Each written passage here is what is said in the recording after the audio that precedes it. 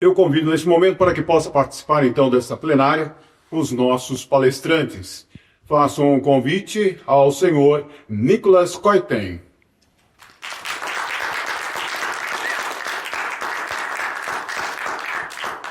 Participará também dessa plenária a senhora Cláudia Teixeira Alves Afonso.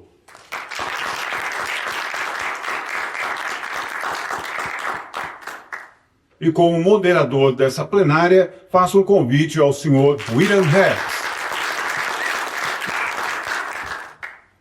Bem, senhoras e senhores, nessa plenária nós teremos aqui talvez a apresentação dos nossos palestrantes e com toda certeza será aberto aos participantes dessa plenária também para que possam fazer a sua pergunta. Eu passo neste momento a palavra ao senhor William Hertz. Muito obrigado. Obrigado a todos, é um prazer estar aqui com vocês. Eu entendo que esse painel aqui ele é muito esperado por todos, e é um painel também promovido aqui, né, e debatido pela IRIS também no mundo inteiro, que é um tema de extrema importância, né, o uso de tecnologia a favor, né, do real estate. Então, como que a gente pode trazer uma visão de Smart Cities de uma forma mais interessante, contemporânea e com uma visão prática, né? Acho que antes da gente entrar no painel, que eu quero aqui apresentar nossos painelistas, eu queria trazer alguns números só para a gente olhar de uma forma crítica, né? A gente, historicamente, no começo do século XX, a gente tem 10% da população mundial vivia em cidades. Hoje, a gente tem uma estimativa de que 55% a 56% da população mundial vive em cidades. E até 2050 é possível que cerca de 70% a 75% da população viva em cidades. Então, a gente tem um êxodo muito grande, né, uma concentração muito grande em cidades, com um fator adicional. É sabido que 70% do globo terrestre é inabitável, é água, né? Então, a gente tem 30% ali com possibilidade de habitação, sendo que 3% desses 30% são as cidades. Então, a gente tem um fator de concentração, de um fator complicador nessa natureza dos números e uma população que cresce, né? Então, a necessidade de repensar a forma como nós vivemos é importante, é premente. A gente precisa entender como que a gente vai dar condição, qualidade, dignidade de vida para todas as pessoas que buscam esses espaços. Se a gente olha para a esfera pública, né, governamental, a gente discute muitas vezes, né, quem é o presidente da República, o Senado, deputados e tal, mas a gente vive nas cidades, né, e é ali que a gente consegue habitar de fato. É o município, né. Então, a gente tem aí um desafio muito importante para trabalhar. Quando a gente olha para essa ótica temporal, a gente tem uma complexidade muito relevante, porque a gente há muitas décadas já vem falando sobre uso de tecnologias, smart cities, só que em ondas diferentes, com perfis, né, de discussão, com nível de tecnologia diferente para cada caso.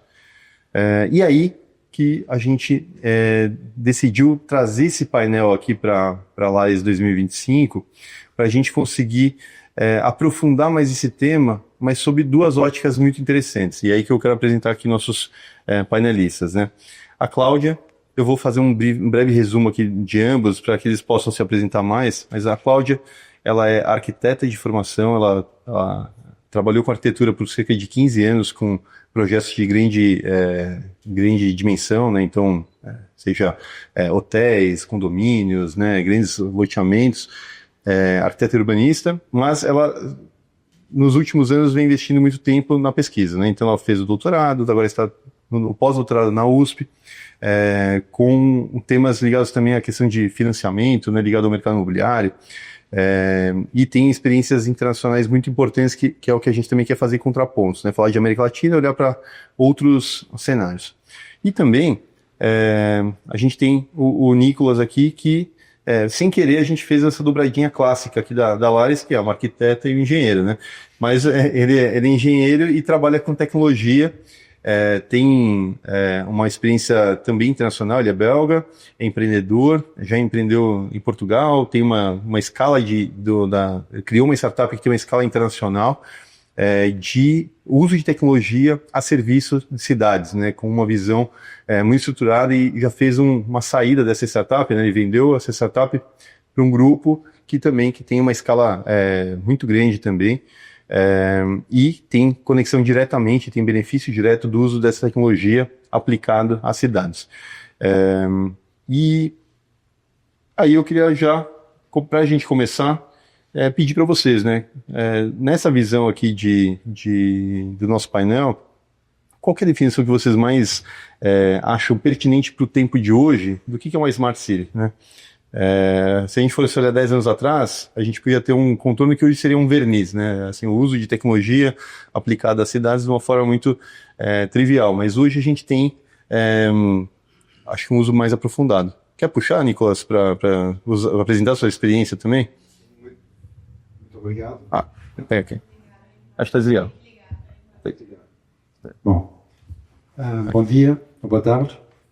Então, a definição, efetivamente, da Smart City está evoluindo, e, a verdade, não só evoluindo, mas tem muitas pessoas que têm várias definições diferentes, e também tem uma parte de localização da definição que é importante. Eu acho que os desafios não são os mesmos em vários países, vários continentes, até em várias cidades, em vários bairros. Então, tem sempre uma pequena adaptação da definição. Mas talvez nós podemos concordar que quando nós falamos do smart ou do inteligente, é toda essa camada de tecnologia ligada a dados. Quer dizer, como fazer uma gestão de uma cidade usando dados, coletando dados primeiro, usando os dados e depois desenvolvendo aplicações, desenvolvendo políticas baseado nesses dados. Dados sempre nós tivemos no passado. Eu acho que hoje em dia, com tecnologia, essa coleta, essa análise, essas estratégias são muito mais automatizadas. E nós vamos ver também no futuro, no âmbito público, por exemplo, muitos, no espaço público, muitos mais de automatização. Nós chamamos de self-driving cars, ou carros autônomos, que vão usar, eu diria, muitos dados para ser autônomos, para trabalhar de maneira autônoma. Nós vamos ver drones, nós vamos ver outros robôs também que vão chegar. Então, a Smart City é realmente a verdade, a cidade que está usando a tecnologia para usar os dados que a cidade está gerindo para aplicar isso a alguns desafios. E os desafios são muito diferentes, eu diria, de um país a outro, de um bairro a outro, mas geralmente tem 3 ou 4 grandes desafios. São melhora da gestão pública, tem como melhorar a vida do cidadão, preservar a natureza, tem todo esse aspecto também de ecologia, e uma questão de resiliência. Nós hoje em dia vivemos num planeta onde os impactos climáticos estão mais e mais fortes, e a questão da cidade é como é que eles constroem resiliência, como é que eles constroem cenários para enfrentar, eu diria, esses impactos climáticos. E não dá para evitar esses impactos, mas talvez podemos evitar que pessoas perdem as moradias ou morrem.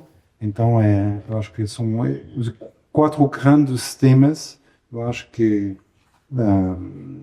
a Smart City, ou 4 grandes desafios que a Smart City tenta alavancar com dados. Eu já falei muito. Bom, agora ele já falou tudo, né? E tá desligado. Aqui, ó, pronto. Aqui tá ligado. Nicolas já deu uma boa explanada sobre o que é Smart Cities, mas basicamente o que a gente esteve conversando é que, se a gente for colocar de uma forma o mais pragmático possível, uma ferramenta, são ferramentas desenvolvidas baseadas em dados para gestão, ação, automatização de decisões tomadas através dessa análise desses dados. Né? Acho que basicamente é isso. Só que, eis a questão, como estão os dados em cada um dos lugares do mundo?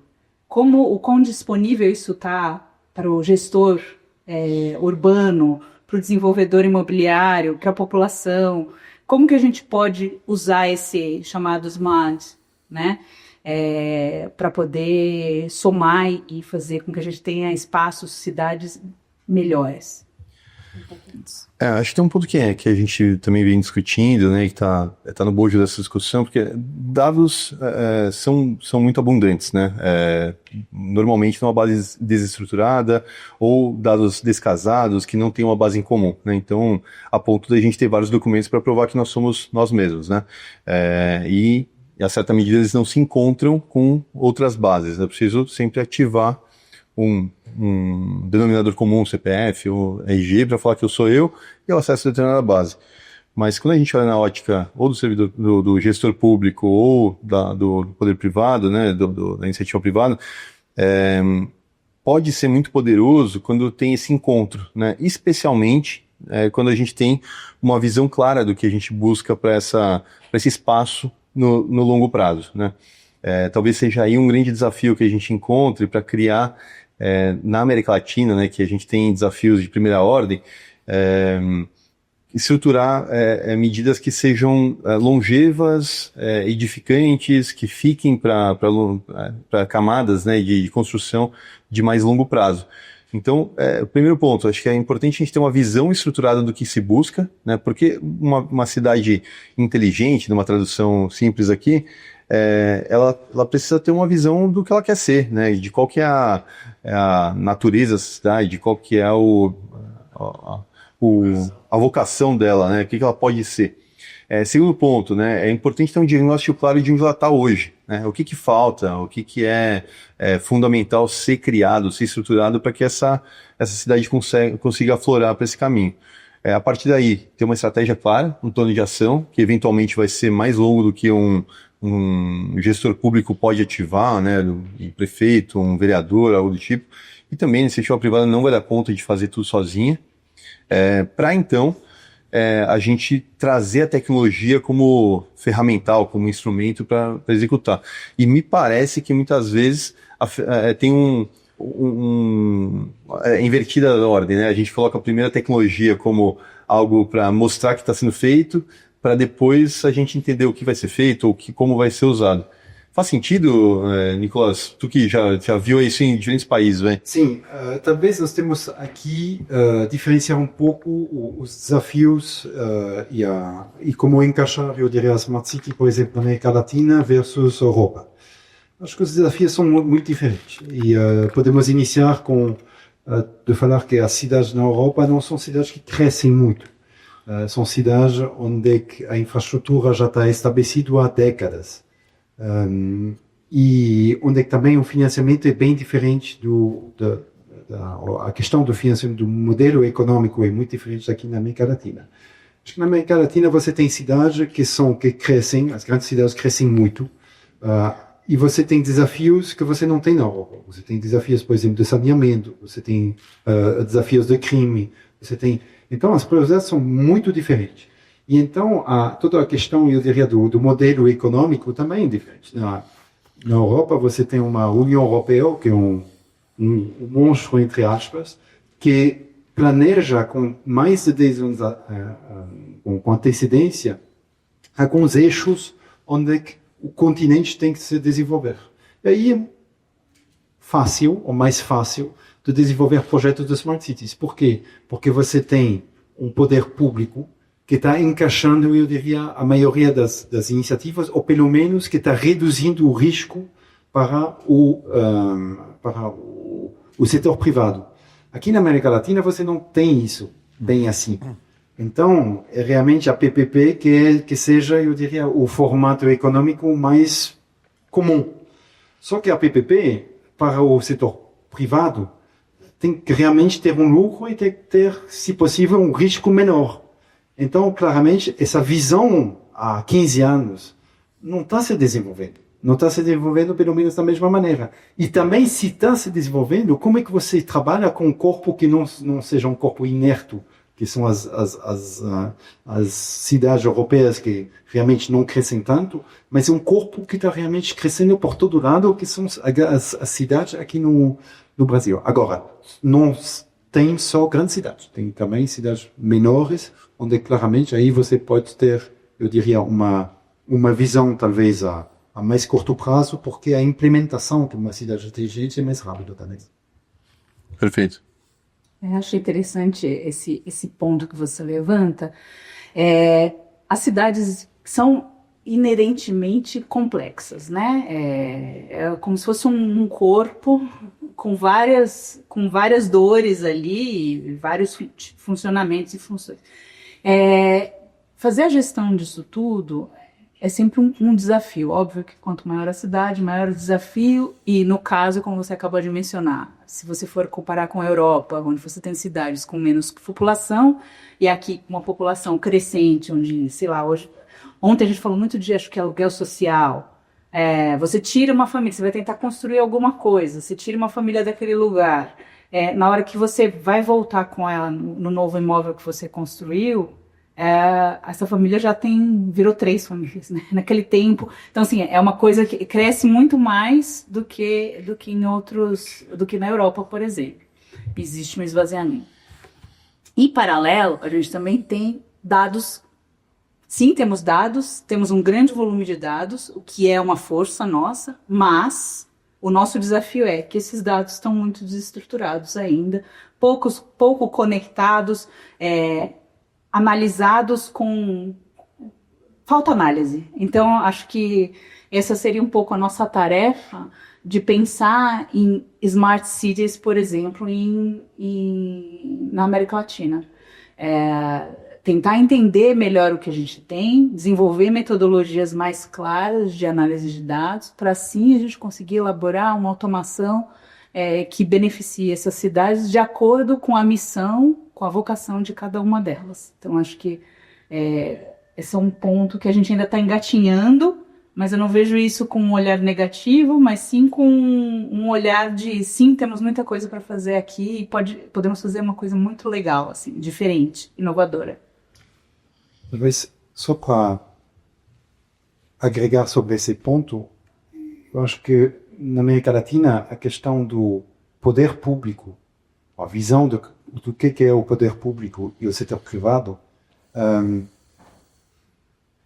talvez hoje em dia não permite essa comunhão ou esse desenvolvimento, eu diria, da Smart City tão fácil.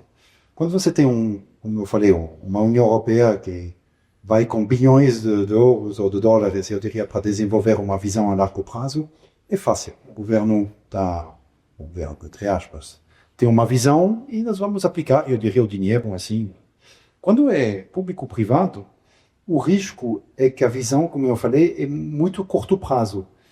Mas não só isso.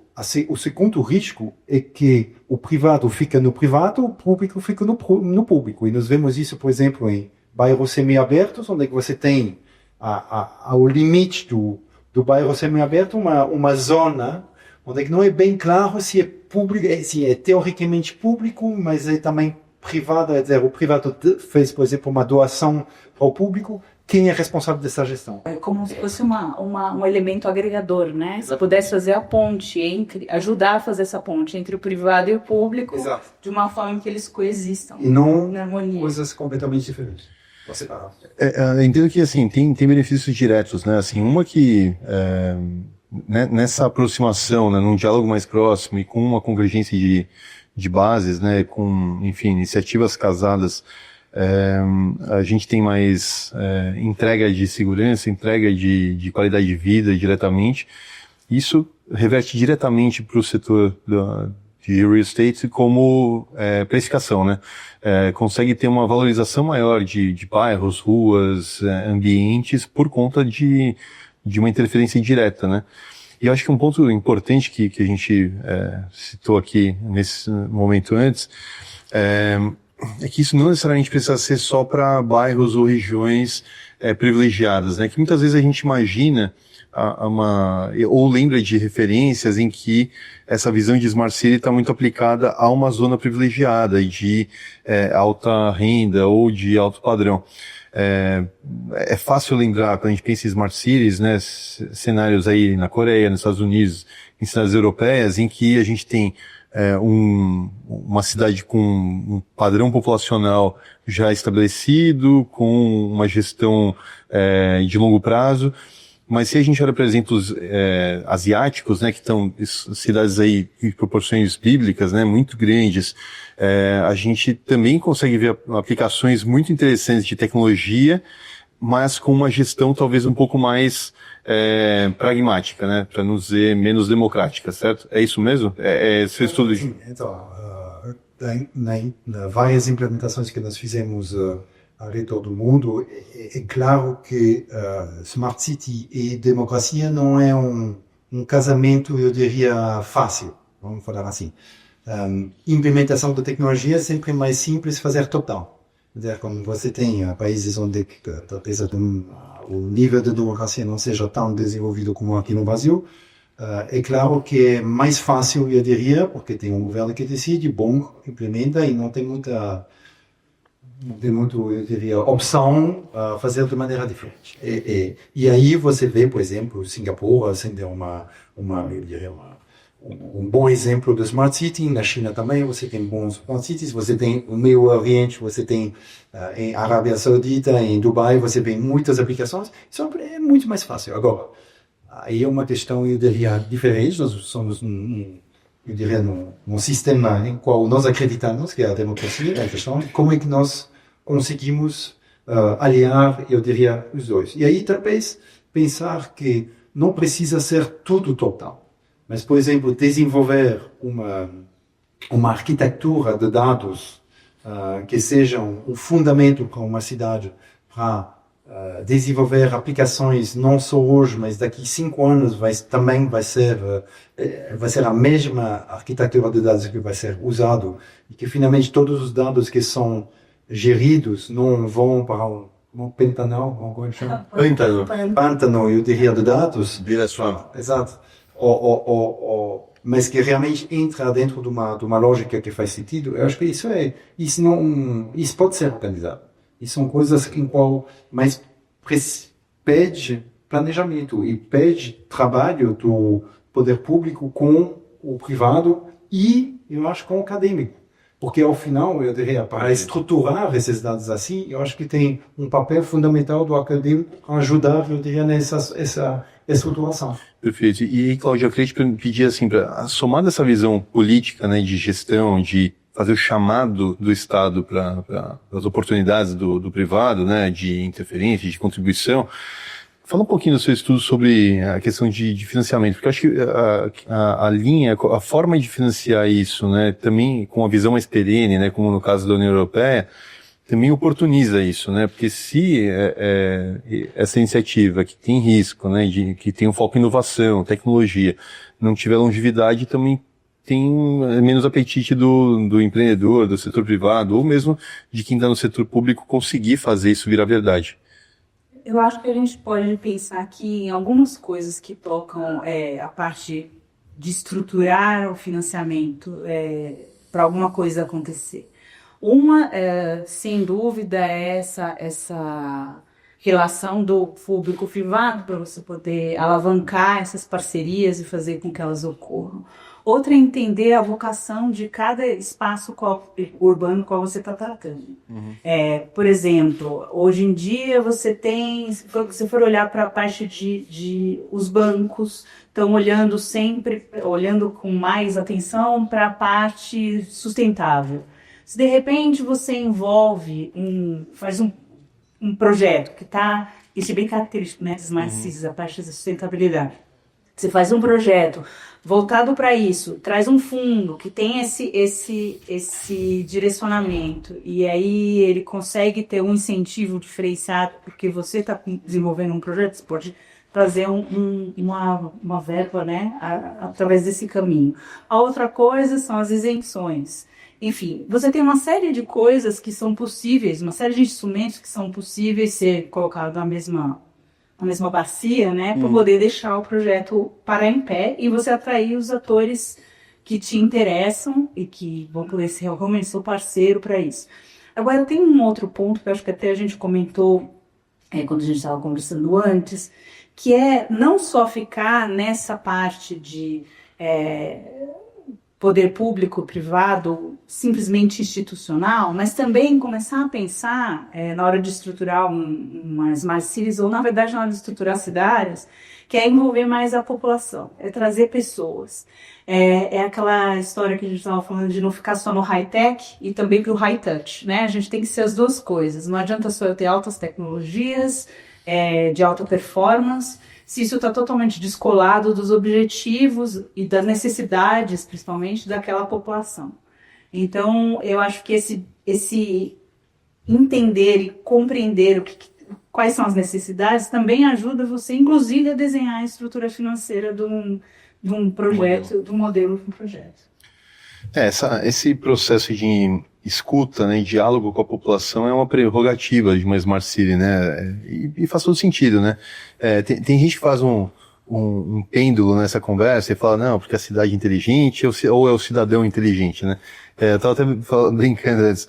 Pô, a pessoa que vive com um salário mínimo, usa transporte público e chega até o final do mês, pô, esse cara é esperto, ele é inteligente. Tem outras inteligências que às vezes não passam nem pelo nosso saber, né? Mas como é que a gente pode escutar essa pessoa dentro da verdade dela? O que é a prioridade numa escala grande, né? E entender essa vocação das ruas, né? Porque a gente olha para casos europeus, asiáticos, americanos, são inspiradores, mas acho que é igualmente ou talvez mais inspirador a gente olhar para os modelos daqui também, né? A gente olhar para Medellín, que é uma cidade que já foi talvez uma das cidades mais perigosas do mundo e se transformou num modelo de urbanismo com foco social, com tecnologia embarcada, com uma visão de respeito dessa natureza, e é super inovador. Hoje, super seguro, né? E com tecnologia aplicada em diferentes momentos e escalas da cidade, com equipamentos sociais que convergem, né?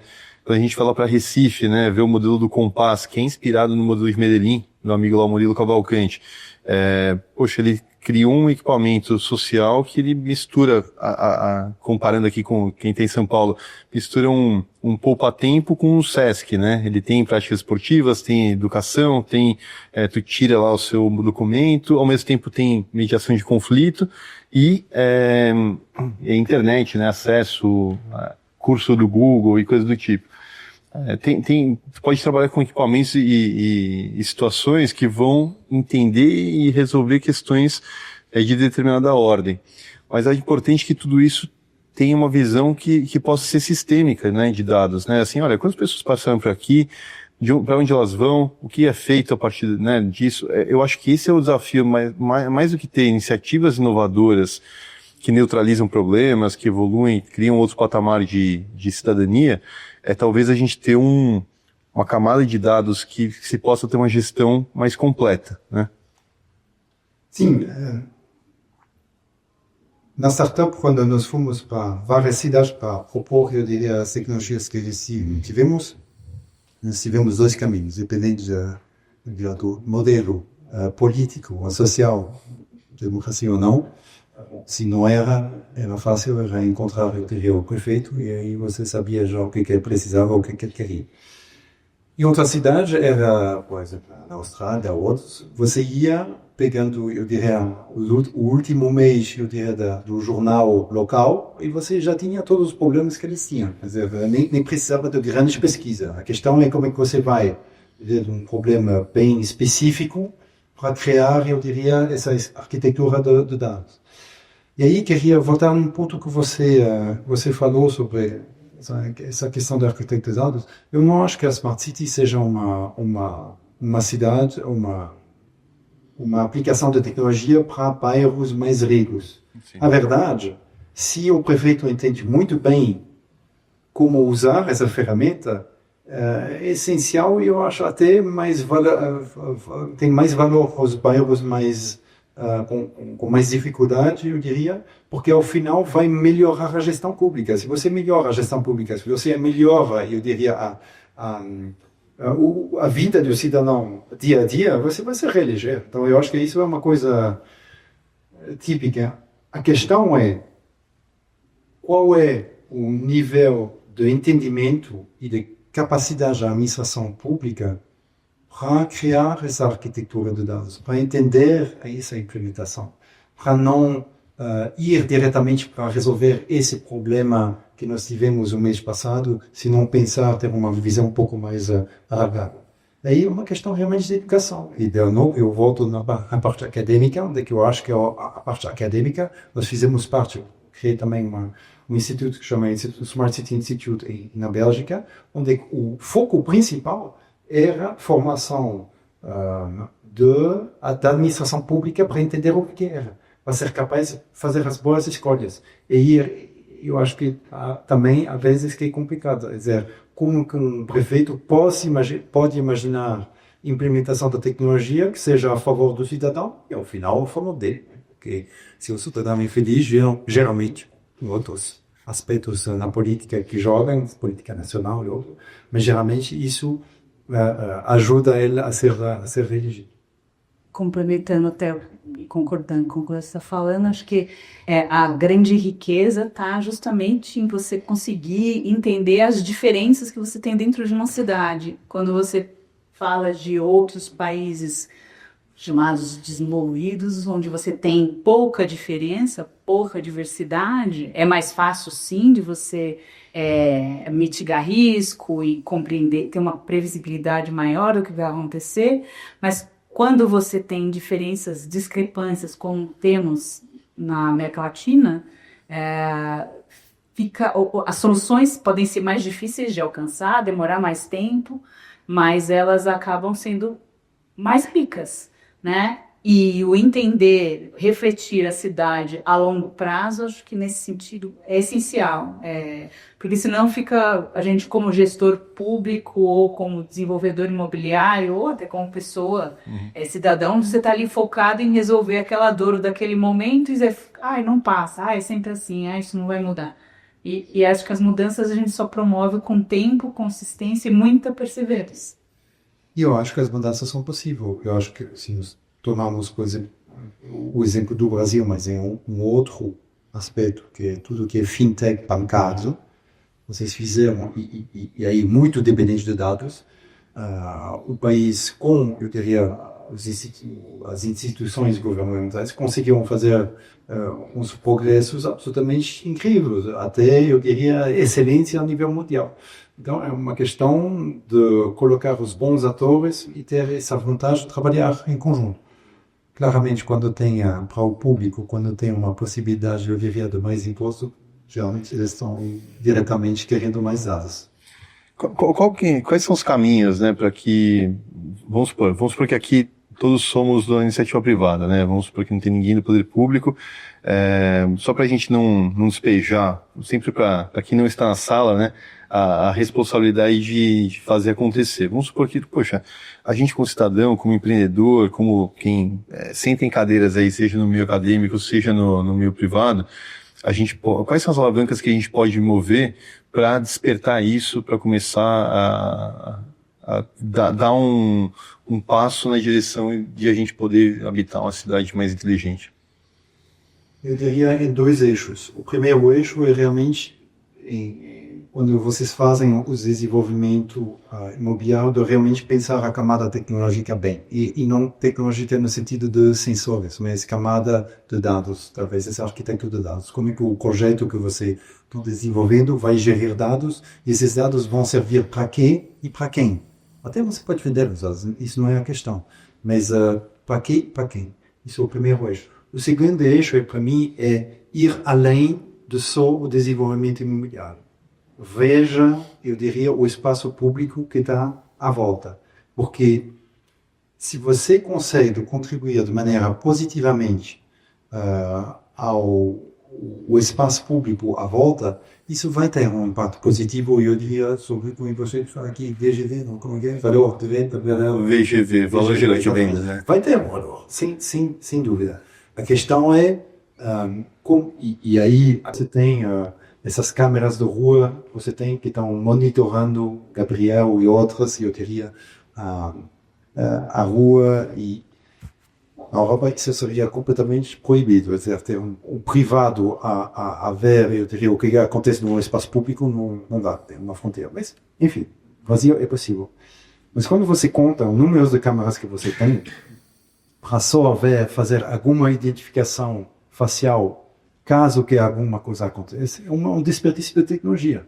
Seria muito mais interessante, eu diria, uma rua, um bairro, um desenvolvimento se coordenar para ter um terço das câmaras, mas poder fazer com isso também uma análise de fluxo do carro, uma análise, eu diria, para ajudar o levantamento do lixo. Então, uma câmera pode ser usada por muitas coisas, só que se cada um fica no seu canto, e que o poder privado também fica no canto dele para tentar se proteger do público, aí eu acho que não perdemos realmente a eficácia na implementação do Smart Cities. Perfeito. Esse exemplo de câmeras, acho que tem... É simples imaginar que tem N desdobramentos, né? E assim... talvez até possa virar outros serviços. Enquanto não tem esse diálogo, energia também, infraestrutura, mapeamento de atividade ou não, né? A gente vê muito no setor privado, as empresas, né, vêm a público aí, não, olha, tá ineficaz o home office, porque a pessoa não está ativa no computador. Imagina isso aplicado para o meio público, né? Imagina isso levar para outras oportunidades em que a gente vai ver contingente de rua, desperdício de alimento e outros fins, né? E uma vez que você tem esses dados, você pode fazer muita coisa, não só interagir com os dados, porque nós não falamos do uso do dado, mas a verdade é, uma vez que você tem um dado, você desenvolve com inteligência artificial, com correlação digital, até prevenção, que é manutenção preventiva, mas nós somos, por exemplo, nós fizemos alguns projetos onde nós estávamos capazes, eu diria, de prever alguns riscos, de mapear alguns riscos com antecedência. E aí o poder público claramente pode intervir e falar, olha, por exemplo, eu quero mais polícia na tal hora, em tal lugar para evitar o acidente. Não tudo é crime. Mas, enfim, são essas coisas que realmente você pode agir de maneira proativa dentro de uma cidade. E quando você chega na parte de proatividade versus a reatividade, você melhora muito a vida do cidadão, com certeza. Vou dar um exemplo que não... exemplos, pessoal, assim, é mais para dar um pouco de tinta para a gente imaginar cenários, tá? Não é que é situação perfeita, tá? Porque como a gente está citando algumas cidades e pontos, a gente não está falando nem bem nem mal do gestor público que está ali naquele momento, tá certo? Mas anos atrás eu tive a oportunidade de acompanhar um congresso que era sobre riscos naturais, né? Em BH. E eu não sabia, lá eu aprendi que o governo de Minas Gerais tem um convênio com o governo do Japão para transmissão de tecnologia de mapeamento de risco e antecipação de catástrofes naturais. Isso veio em decorrência de Mariana e Brumadinho, né, que foram dois acidentes de proporções históricas, né? Só que em um estado que tem essa aptidão, né, tem essa história toda com a mineração. Quando a gente olha para o Japão, é um país que tem intercorrências e catástrofes naturais diariamente, né? Diariamente tem algum abalo sísmico, tem tsunami, tem Godzilla passa por lá, né? Assim, tem vários elementos de aspecto realmente complexo. A gente não tem isso naturalmente no Brasil e não sabe lidar com isso. E eles têm métodos muito claros, né? E às vezes é isso, assim, tem o aspecto tecnológico, tem uma camada de tecnologia, claro, mas tem uma metodologia de trabalho, de antecipação e de mapeamento do que pode dar errado. Se eu sei o que pode dar errado, eu sei como agir, o fenômeno pode se revelar, mas eu vou ter um plano de ação rápido e a tecnologia me ajuda a prevenir isso. E aí, com essa transmissão de tecnologia, conhecimento e tal, por exemplo, situações como em Belo Horizonte, né, que frequentemente tem zonas que têm alagamento, enfim, porque por uma natureza da cidade continua alagando e tendo problemas, mas o número de mortes, acidentes e acidentes que impactam em pessoas reduziu drasticamente, o que é um aspecto positivo de uma aplicação dessa finalidade, né? Isso aí, a Preditivo consegue ajudar muito, né? Absolutamente. Se tiver os dados relativamente parametrizado, acho que a inteligência artificial consegue trazer soluções e flags assim, para o gestor público, para as outras entidades que cuidam da cidade, tomarem ações em tempo. E simulações. Simulações. A gente tem as twins, né? As digital twins, as cidades. Você tem a cidade digital e a cidade real, onde você simula coisas. Mas, dito tudo isso, a gente também não pode esquecer a profundidade, essa complexidade que a gente tem no cenário latino-americano, de que, de repente, você tem até hoje, em 2025, você tem casas sem saneamento básico. Não, você vai abrir torneira, não tem nem a torneira, não tem, né? Então, como que a gente trata esse tipo de pauta numa realidade tão complexa e tão profunda, né? Com tantas camadas como essas que a gente tem na América Latina. E aí, eu diria, da minha experiência internacional, e nós falamos muito disso, nós falamos muito do estrangeiro, do fora da América Latina, fora do Brasil e tal, mas a verdade, eu acho que as soluções têm que ser construídas aqui. E de novo, volto um pouco no fintech, eu acho que muitas coisas foram construídas aqui, e um pouco o desafio, eu acho que nós temos que aceitar aqui, é de desenvolver, eu diria, as tecnologias, de desenvolver os modelos de negócios que são feitos para a situação e as prioridades que nós temos aqui. Como eu falei, uma cidade que cresce todos os dias é muito mais complicado de organizar, eu diria, de desenvolver, de fazer um rollout de tecnologia. Mas tem maneiras de fazer. Eu me lembro desse exemplo onde, quando a tecnologia móvel, do telefone móvel, chegou há algumas décadas atrás, tem alguns países que não tinham linha de telefone física. Eles fizeram um rollout muito mais rápido que países bem mais desenvolvidos, entre aspas, simplesmente porque eles só abraçaram a tecnologia, implementaram e conseguiram adaptar essa tecnologia realmente na realidade, eu diria, dia a dia do país ou da cidade. Eu acho que é isso que nós temos que fazer e, de vez em quando, como estrangeiro, digo, não sempre tudo que vem de fora tem aplicação aqui e vale a pena implementar. Eu acho que nós temos aqui na América Latina desenvolver a nossa própria perspectiva, o nosso próprio modelo, nossa própria metodologia para enfrentar os desafios que nós temos aqui. Talvez até levar alguma coisa que a gente desenvolveu aqui para fora, né? Fazer o inverso. Não é só a gente bebendo da fonte, pizza. Não é só a gente bebendo da fonte, né, de lá de fora, mas nós sim temos potencial e complexidade o suficiente para desenvolver muita coisa inovadora. Aliás, acho que a gente não tem nem essa consciência. É do brasileiro, né?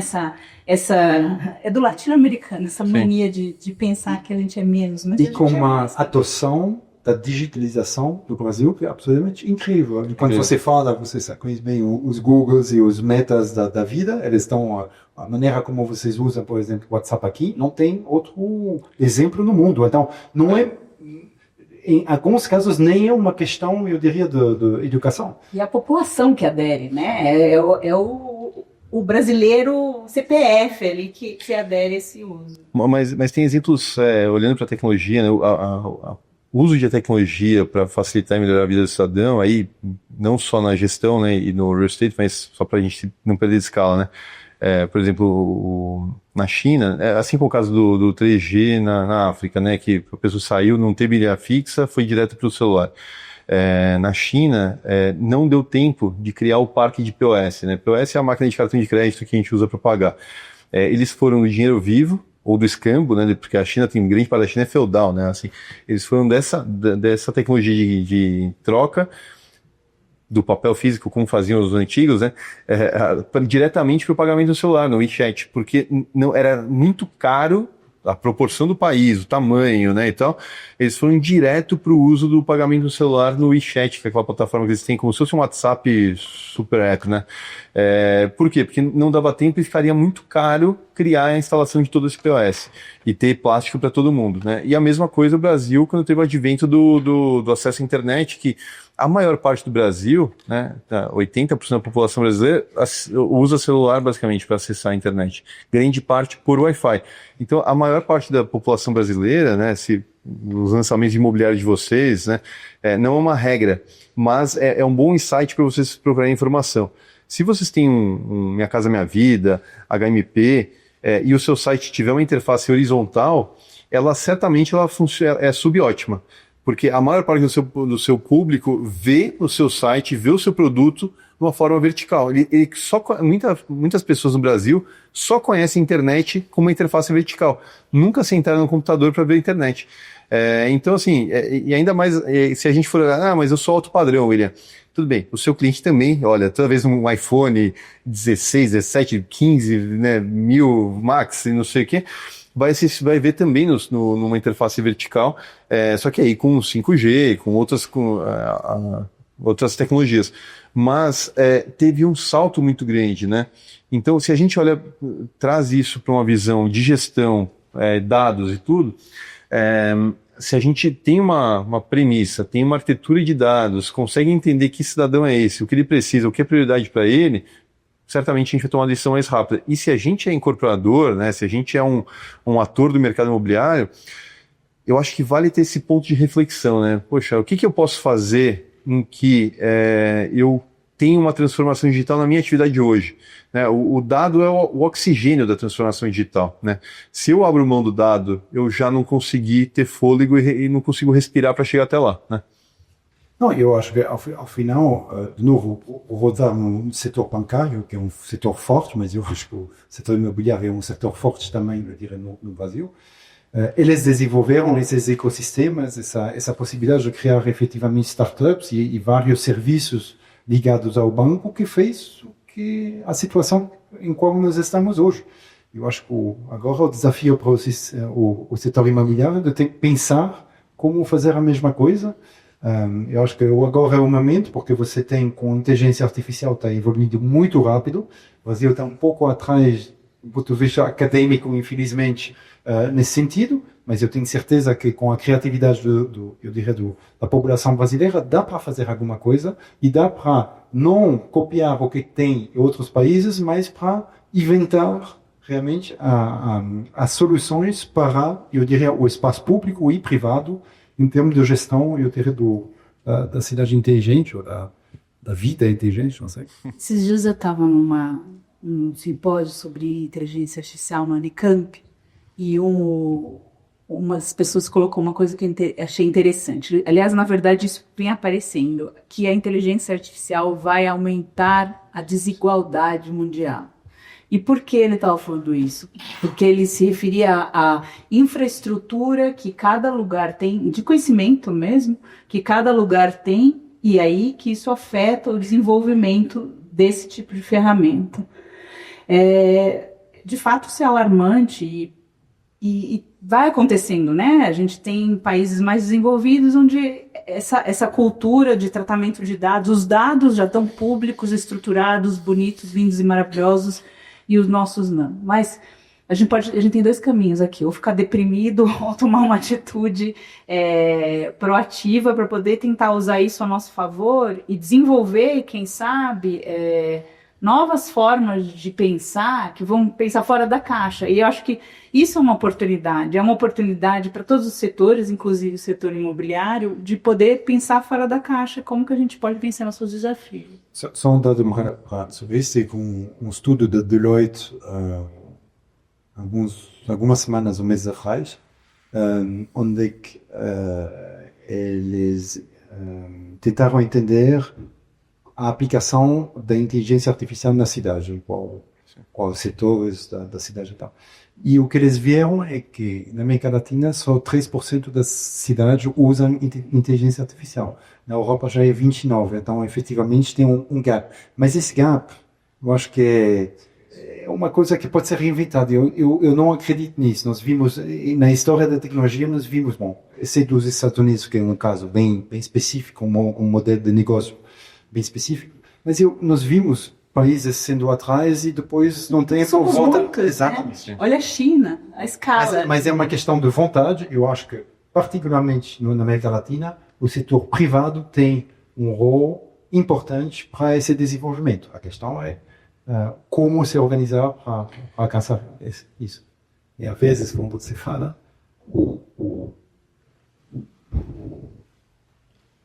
os urbanistas imaginam de uma certa maneira e o uso é completamente diferente. E aí, na tecnologia que nós desenvolvemos, nós temos centenas de exemplos assim, onde só a passadeira. Calçada. Faixa de pedestre. Passadeira. Não. Português de Portugal é faixa de pedestre. Aí, de um lado ao outro. Faixa de pedestre. Faixa de pedestre. Por exemplo, colocado em um lugar completamente errado, as pessoas tomando risco e cruzam, eu diria, a rua num outro lugar. E aí você tem que distinguir, para esse uso, dados que são, entre aspas, públicos e dados que são privados. Sim. E é sempre complicado de ir, porque a questão, na Europa, somos super sensíveis na vida privada e privacy, mas tem realmente tecnologias que não custam pouco, para fazer exatamente essa mesma coisa. E é essencial, porque como você exemplificou, quando tem um espaço público que seja atraente, que seja seguro, onde é que as pessoas sentem que efetivamente podem desenvolver atividade física, é um ativo e tem estudos que mostram que efetivamente qualquer desenvolvimento que está a alguns metros, eu diria, de uma praça, de um parque, o valor, eu diria, de um imóvel é entre 10% e 20% a mais de um lugar. Então, você pode até criar o mercado, o setor privado pode até criar, eu diria, esse taxa de desenho do produto. Exatamente, esse é atrativo. E além disso, uma vez que você planejou isso, uma vez que você tem pessoas que vêm, que você nem pensou que podiam vir e tal, tem tudo, eu diria, um feedback loop com dados que seja interessante. Será que tem outras infraestruturas sociais, entre aspas, que você pode desenvolver? Será que desenvolver, eu diria, uma praça para criança ou uma coisa para pet faz sentido também? Porque se um campus, por exemplo, onde você tem pessoas que trabalham e você tem uma necessidade de deixar o pet lá, não sei. Enfim, o que é interessante, eu diria, com a cidade inteligente é que os dados que você recebe são dados que são atuais, que bem formatado, dão muita informação para melhoria e melhoria constante. Eu acho que isso realmente faz a diferença, como a cidade, entre aspas, não burra, mas antigamente, que era um vereador decide que essa rua tem 30 km por hora e durante décadas vai ser 30 km por hora, independente do uso dessa rua. Com inteligência artificial, você pode ter, eu diria, o painel que indica a velocidade, que vai variar independente dinâmico, né? Da hora, do dia. E a mesma coisa com a iluminação pública, a mesma coisa com a irrigação, a mesma coisa com muitos exemplos, eu diria, no espaço público mesmo. Será que a gente poderia, talvez, assim, até concluir que a palavra inteligente, seja cidade inteligência artificial, na verdade, ela está falando sobre a capacidade que a gente tem, através dessas ferramentas, de desenvolver soluções de gestão inteligentes, com um grande volume de dados. E aí, nesse caso, isso também incorpora a parte da sustentabilidade ecológica, energética, social, etc., dentro desse guarda-chuva do inteligente, no sentido de conhecer mais e melhor e poder fazer a gestão disso de uma forma mais eficiente? Com melhoria constante. Se você tem esse feedback, eu diria, do dado que continua entrando e que quando as coisas mudam, quando a tipologia muda, você seja capaz de se adaptar. Depois que a resiliência com cidade inteligente são duas coisas que, para mim, vão bem um com o outro. Resiliência e sustentabilidade. Perfeito. Não, e sobretudo com entrega, né? Com entrega para o cidadão, para quem habita essa cidade, tem que ter. Não adianta ela ter camadas de dados, gestão, painéis de controle e não chegar na ponta uns serviços, né? Segurança melhor, saúde melhor, mobilidade melhor. painéis de controle ou sala de controle é uma coisa muito engraçada. Muito engraçada. Quando você vai ter uma cidade com 20 mil câmaras, quem vai ver as 20 mil câmaras? Ninguém. Tudo isso é inteligência artificial, tudo isso é atrás. Não tem. Tem pessoas para tomar decisões ou para confirmar decisões. Acender, né? Mas não dá mais para ter painel de controle. Uma coisa não entra para mim dentro da cidade inteligente. Mas tem muitas cidades que investem em setor de controle. Coloca o branding, né? Acharam que isso é inteligente. Mas não é necessariamente. É aquela cena de filme, né? O guarda tá tomando um café e tá passando ali na câmera, né? Mas é isso, acho que tem que ter entrega na ponta, né? E a gente pode levar isso, a gente falou de segurança, falou de mobilidade, mas a gente podia explorar exemplos de saúde, né? A gente consegue ter modelo preditivo muito claro a partir da pesquisa, isso antes de inteligência artificial generativa, como a gente vê agora nos últimos 3 anos. Já era possível fazer modelo preditivo de quando um hospital público ia precisar de um plantão mais reforçado para determinada especialidade médica. Por quê? Porque as pessoas procuram sintomas loucamente pelo determinado fator. Olha, eu vou precisar de mais gastro nesse final de semana ou nessa segunda-feira. Por quê? Porque em 2, 3 dias vai ter um monte de caso aqui de gente com alguma virose. E aí, todo mundo sabe, né, que na gestão pública que a contratação do plantão médico é um ativo caríssimo, né? Parte da inviabilidade do sistema de saúde é a inflação médica. Então, de fato, né, tudo que a gente está falando é possível fazer resguardando o dado anonimizado, né, que é ser usado com ética e responsabilidade. Ética e responsabilidade, com compromisso e tal, mas tudo isso pode ser feito, né, assim, não é uma dicotomia, né, então, e eu acho que é isso, né, a gente pode fazer uma solução, uma jabuticaba bem feita, né, uma solução brasileira para o Brasil, Argentina para a Argentina, né, mexicana para o México, né, ou ir emprestando metodologias, tecnologias e benchmarks, mas eu acho que fazer de dentro para fora vai ser talvez o caminho longevo e sustentável para isso, né? Olha, eu acho que a gente está no fim do tempo. Fim dos tempos, 1 minuto, olha só, germânico aqui. Palavras finais aí, o que vocês têm para contribuir para finalizar nosso painel?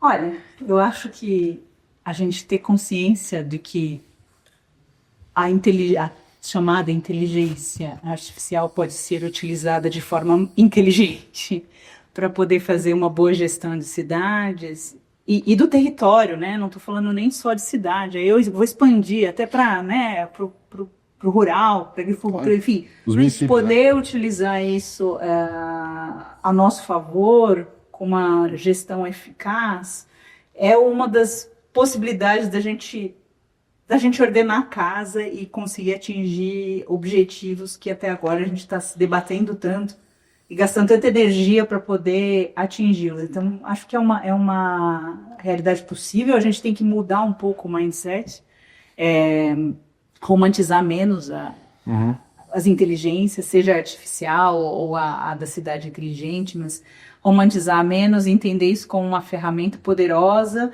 e não deixar passar, né? Não ficar aqui pensando na morte da bezerra, esperando. A gente tem que acompanhar. A tecnologia está aí, ela está avançando rápido e temos que acompanhá-la com essa velocidade que ela tem. E dialogar muito, né? Para mim, eu acho que seria mais um apelo ao setor imobiliário de pensar como inovar de maneira talvez um pouco mais abrangente, incluindo a parte acadêmica e pensando também no espaço que rodeia, que rodeia, eu diria, só um empreendimento imobiliário. Eu acho que essa inovação pode trazer para o setor mesmo um dinamismo, um valor acrescentado sem dúvida, mas também permite ao setor de participar de maneira muito positivo ao desenvolvimento da sociedade e dos países em qual esse setor está. Eu entendo, talvez, de uma forma bem dicotômica, né? Eu acho que a vida imita a arte, né? E se a gente imagina um cenário possível futuro melhor, né, a gente vai buscar fazer isso acontecer, né? Então, acho que a gente deveria parar de ver filme de futuro apocalíptico, né? Tudo no deserto, o mundo acabou e tal.